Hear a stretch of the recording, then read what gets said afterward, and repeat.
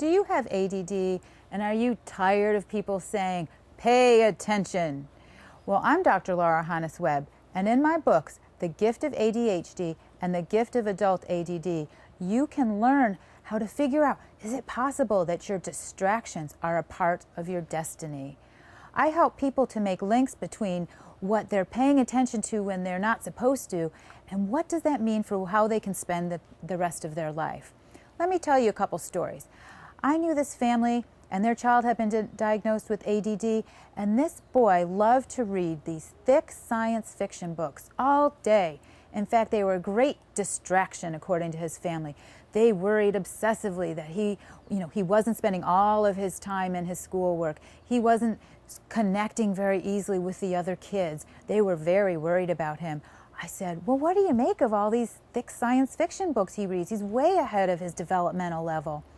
And I said, I wonder if he's supposed to be a publisher, a writer, a science fiction movie maker. Who knows? I began to focus their attention on what if this great distraction was actually meant to be the centerpiece of his life. And this took away some of their worry. Well, let me tell you a different story. It's almost the opposite.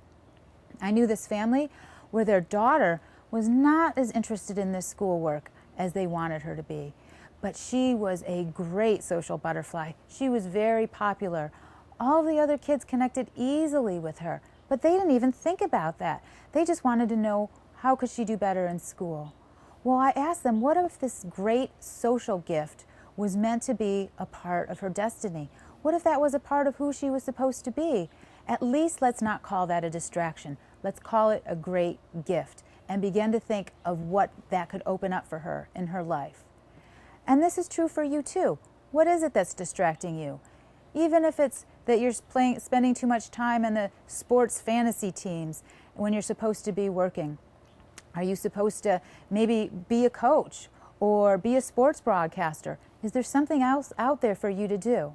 I don't know, but think about it. And maybe all of this means that instead of ADD being a disorder in your brain, that it means that you're supposed to be paying attention to what you really want to do, how you really want to spend your time, and make that the centerpiece of your life. For more tips and tools, go to addisagift.com.